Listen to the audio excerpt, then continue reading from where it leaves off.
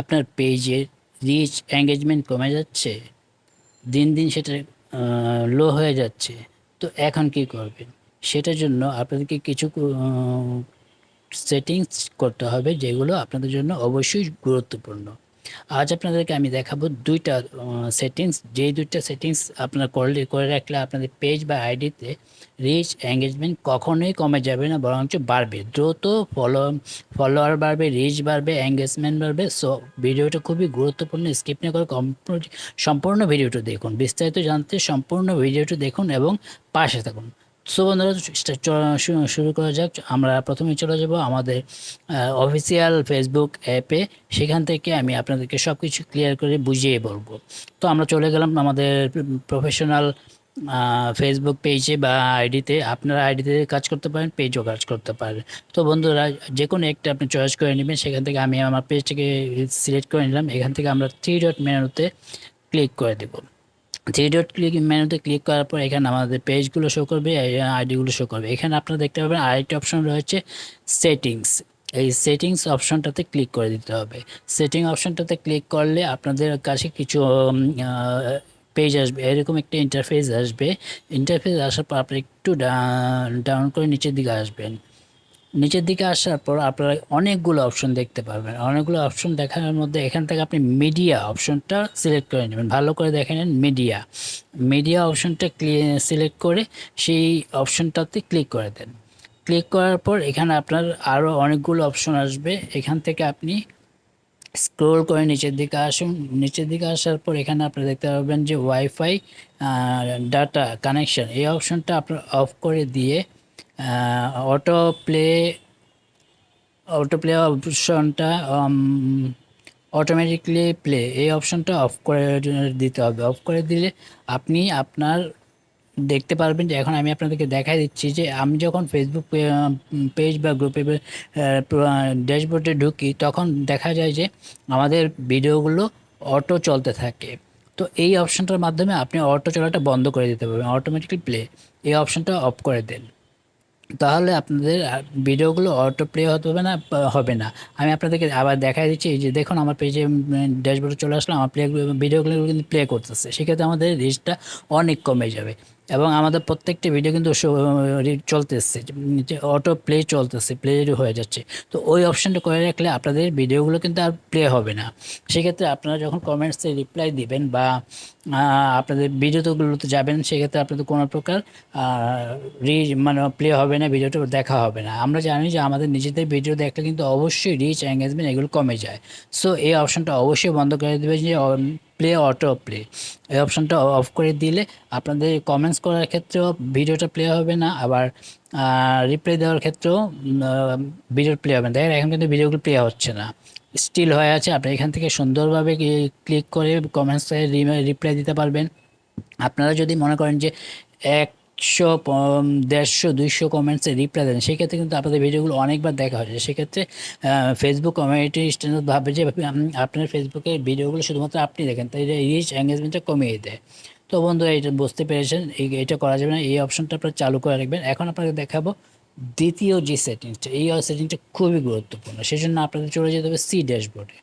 C ড্যাশবোর্ডে click করার পর এখানে অনেকগুলো অপশন দেখতে পাবেন। এটা অবশ্য মনে হয় ম্যাক্সিমাম মানুষই জানেন, তারপর আমি আবার বলে দিচ্ছি, যেটা খুবই গুরুত্বপূর্ণ একটি পেজের জন্য। তো আপনারা স্ক্রল করে একটু নিচের দিকে যাবেন। স্ক্রল করে একটু নিচের দিকে যাওয়ার পর ওখানে দেখতে পাবেন রিকমেন্ডেশন, এই একটা অপশন পাবেন এবং এটাতে একটু ক্লিক করে দেবেন। এইটাই কিন্তু মোস্ট ইম্পর্টেন্ট। এই কাজটা করলে আপনার পেজে প্রতিদিন আপনাকে এই কাজটা করতে হবে। আপনি ভিডিও আপলোড করার পরে এই রিকমেন্ডেশন অপশনটা ক্লিক করার পর আপনি দেখতে পাবেন এখানে টিক চিহ্ন আছে কিনা, স্টার চিহ্নটা আছে কিনা, রিকমেন্ডেশন আছে কিনা এবং রিসোর্স টুলসগুলো আছে কিনা। এখানে আপনার সবগুলো টুলস শো করবে, দ্যাট মিনস আপনার ভিডিওগুলো শো করবে। তো এইভাবে যদি আপনারা করতে পারেন, এইভাবে রিকমেন্ডেশনটা যদি ঠিক থাকে, তাহলে আপনাদের পেজটা ঠিক আছে এবং কোনো প্রকার রিচ এঙ্গেজমেন্ট কমে যাবে না, বরঞ্চ বাড়বে। দ্রুত গতিতে রিচটা বেড়ে যাবে। তো এইটাতে অনেকে থাকতে পারে যে নট রিকমেন্ডেশন, সেক্ষেত্রে আপনারা সেটা ঠিক করে নেবেন। বা থাকতে পারে ফ্ল্যাগ কন্টেন্ট, সেটাও দেখে নেবেন। ফ্ল্যাগ কন্টেন্ট থাকলে রিভিউ করে ইয়ে করবেন, ঠিক করে নেবেন। এখন আপনাকে যদি আরেকটি অপশানে ক্লিক করতে হবে, ইউর পেজ স্ট্যাটাস। এটাতে ক্লিক করার পর আপনি দেখবেন এখানে গ্রিন টিক মার্ক দেওয়া আছে কিনা। গ্রিন টিক মার্ক দেওয়া মানে আপনার পেজটা ঠিক আছে, সেক্ষেত্রে আপনার পেজে আর কোনো প্রকার ভায়োলেন্স নেই, এটা আপনারা কনফার্ম হয়ে যাবেন। তারপর এখান থেকে আপনি দেখতে পাবেন এলিজিবিলিটি মনিটাইজেশন, দ্যাট মিনস আপনার পেজে মনিটাইজেশন অবশ্যই হবে যদি এই অপশনটা থাকে। তো বন্ধুরা বুঝতে পেরেছেন যে এই কয়েকটি সেটিং যদি আপনি ঠিক করেন তাহলে আপনার ভিডিওতে কোনো প্রকার ভায়োলেন্স নেই, এটা বুঝতে পারবেন। এবং দেখেন গুড নিউজ, এখানে লেখা আছে good news, no violation shows issues show. আপনি এইভাবে এই সেটিংসটা আপনার প্রতিদিন চেক করুন, ভিডিও আপলোড করার পরেই এই সেটিংসটা অবশ্যই চেক করে নেবেন এবং দেখবেন আপনাদের পেজে কোনো প্রকার ইস্যু আছে কিনা, কোনো প্রকার ভায়োলেন্স আছে কিনা। তো বন্ধুরা বুঝতে পেরেছেন যে আপনারা যদি এই কাজগুলো করে থাকেন তাহলে আপনাদের ভিডিওতে পেজে রিচ, এঙ্গেজমেন্ট এগুলো দ্রুত বেড়ে যাবে, কোনো প্রকার ভুল হবে না। তো বন্ধুরা আশা করি ভিডিওটা ভালো লেগেছে, যদি ভালো লেগে থাকে তাহলে পাশে থাকবেন এবং আমার নিত্য নতুন ভিডিও পাওয়ার জন্য ভিডিওটি শেয়ার করে দিবেন এবং শেয়ার করে আপনার টাইম লাইনে রেখে দিবেন, ভবিষ্যতে আপনার কাজে লাগবে আশা করি।